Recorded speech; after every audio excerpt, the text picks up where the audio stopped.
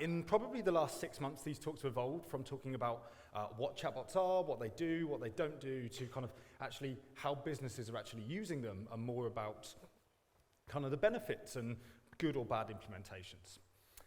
So I thought that would be a really, really good place for us to start today. Let's talk about what the business cases are. Let's set some of the foundations in terms of how organizations are using this technology, why they're using this technology, and then we'll transition on to talking a little bit about some of the myths that are associated with it.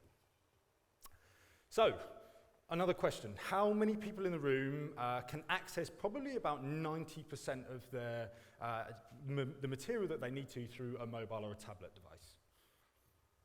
That's pretty much most people. And how many people subscribe to a service with either Netflix or Amazon? All right, that's pretty much 100% of the room. So let's start with those examples. Let's start with someone like Netflix. No, actually, change that. Let's start with someone like Amazon. Amazon have provided us with a service where we can open an application and we can pretty much, within the click of a button, purchase just about anything and everything. If I want to buy an overhead projector, I probably can. If I want to buy a table or a chairs, I probably can.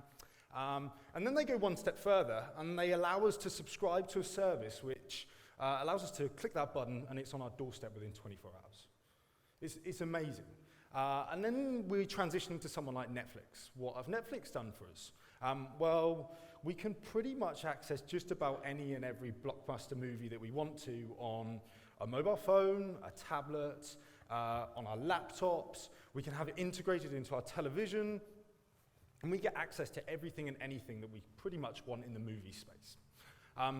So what these businesses have actually done for us now is what we would describe as they're starting to provide an on-demand experience for us. And this is kind of the modern day society that we live in. Ultimately, what that's done now is it's changed our expectations. When we interact with a business, it's kind of the norm now. We look into it and we go, well, Amazon give that to us. I can click a button and give it to us next day. What, you want to charge me £5 for delivery and it's not going to be here for 3 days? They've kind of raised the bar. And as we kind of enter our engagements and our conversations with businesses, we've got this new kind of expectation. So let's use Kaitlyn as an example. Kaitlyn is a subscriber to Amazon or to Netflix, and she's got this modern day expectation. She lives in an on-demand society. She arrives, she wants to engage with your business. She wants immediate answers because that's what she gets from every other service that she subscribes to. She's got an answer, she wants to ask a question. How long should she wait? She's used to getting this personalized experience that Amazon or Netflix give her that is 100% tailored to her.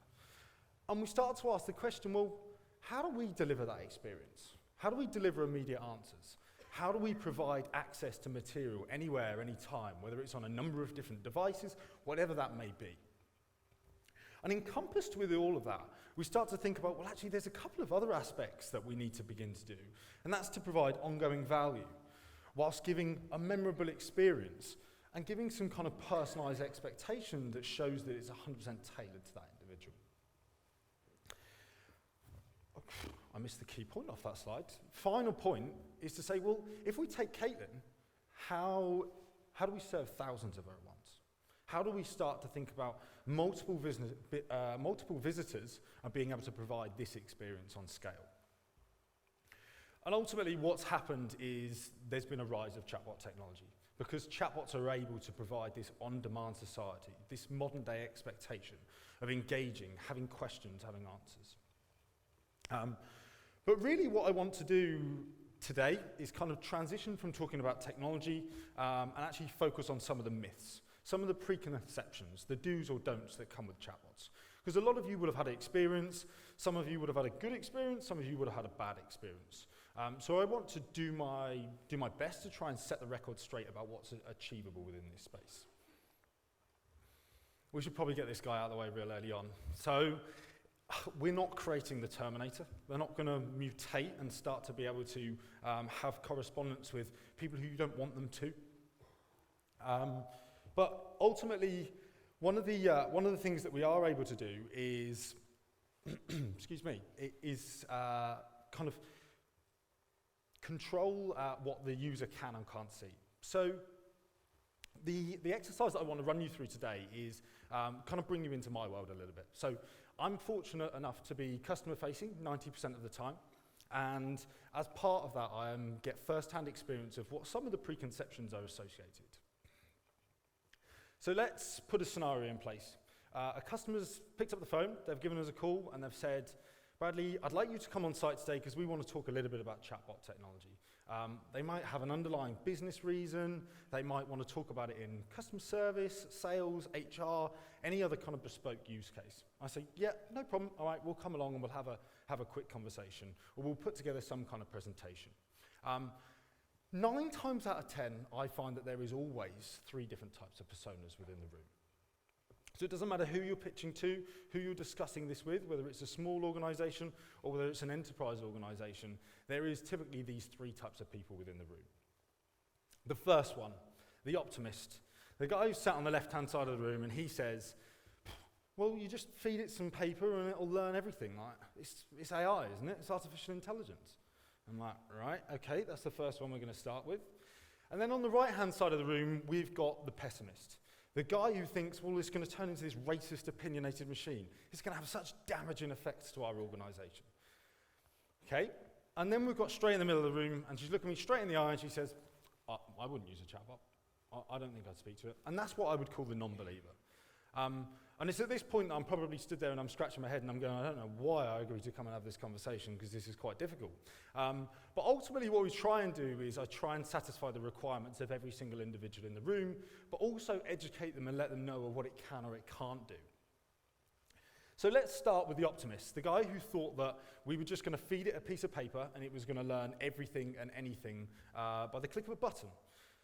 The hard truth is that we have to say to him it can't. Long term, yes, we may be able to get there, but the chatbot's only actually as good as its teacher.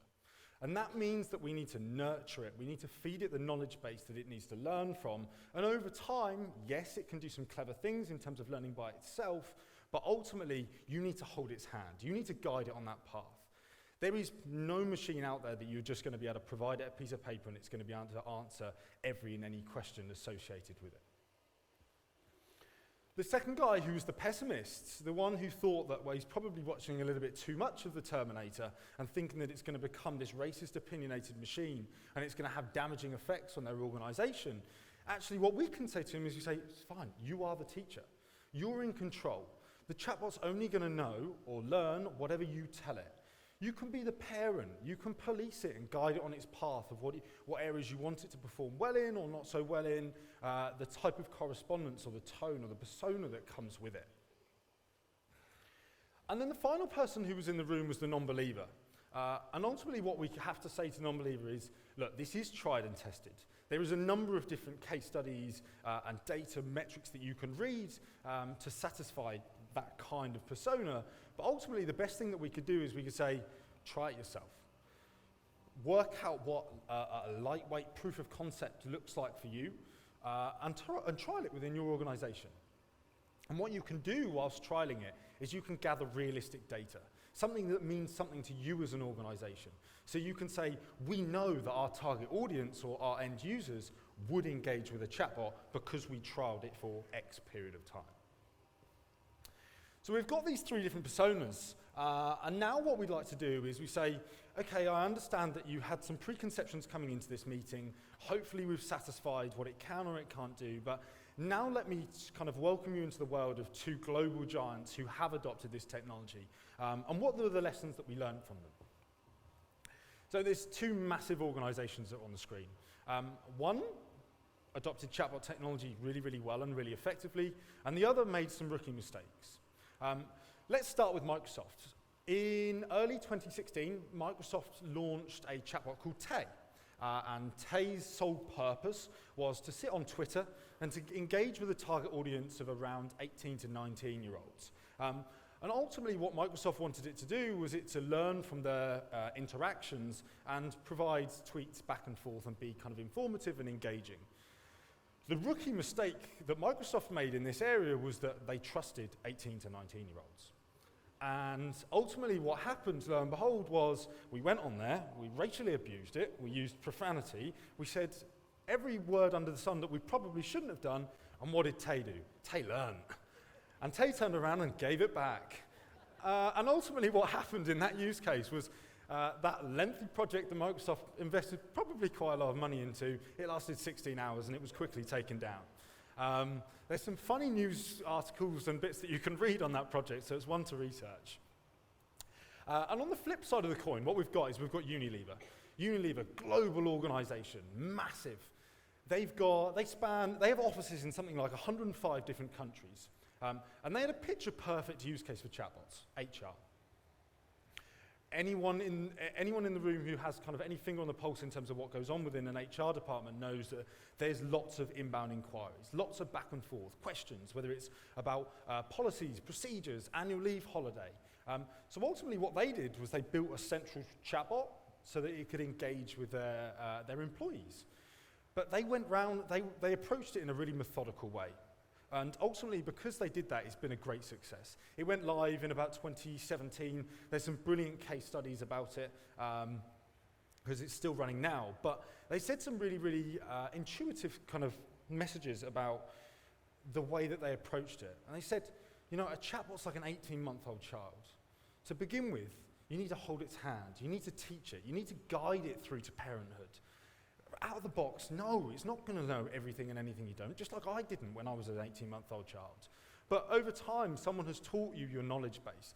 They've guided you on the path that you needed to go on, and now it becomes this really, really valuable asset, just like a mature employee is, because you've taught it everything that it needs to know. And it's been really, really, really successful for them. So we started off talking about some of the business drivers. We know about why kind of people are adopting chatbot technology based on this on-demand society, this modern-day expectation. We've touched on some of the preconceptions, the people in the room, the things that you think that it might be able to do or it cannot do. And we've also spoken about two global kind of giants, about their two different approaches, what they did right and what they did wrong. So if you were going to adopt this technology within your business, what does a route to success look like? Well, there's 6 key points that come through on the slide, and I'm not going to run through every single one of them because I'm cautious on time, but ultimately what we need to do is we need to break projects down like this. We need to take the Unilever approach, be methodical, work in an iterative manner, understand exactly what the do's and don'ts are. Focus on things like the business reason. What is the sole purpose for you adopting this technology? Is it just because you think that you need to provide an on-demand experience, or is it because there's a really compelling use case of we have offices in 105 different countries, we get thousands of inbound inquiries, and ultimately what we need to do is we need to protect the HR department, so we're going to field it by putting a chatbot on the face of it. Great use case. We then transition into going, well, who are the users? We need to know how to interact with them. Are the users 19-year-olds that are going to just abuse the system? Or are they mature employees who are going to have a good conversation with the solution? And then we transition into a number of different stages, but the most important thing is to act in an iterative manner. Continue to test and train. Learn from the interactions it's having and work out what stage 2, stage 3, stage 4 looks like, so the solution can evolve over time. And then we review and we optimize. So we ultimately look at it and go, okay, we rolled it out on X day. What has it achieved in this period of time, X, Y, or Z? What are the shortfalls that we've got, and how can we optimize it to improve it? And the long-term goal is that it looks something like this. We begin with that 18-month-old child at the bottom that is a lightweight solution, something that is lightweight in functionality but also knowledge base. And over time, we're looking to hold its hand and we're going to allow it to mature so that it gets to a human-like level.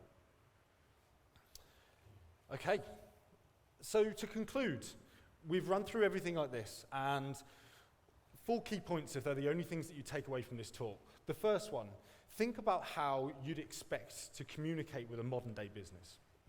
The second one, chatbots are only as good as their teacher. If it's a project which is on the table of businesses within the room, think about time. Allow yourself time and resource so that it's got enough time to mature in terms of what you want it to achieve long term. It takes time and training to deploy a successful chatbot. The ones that you see that are really, really well, they went through a pretty difficult journey.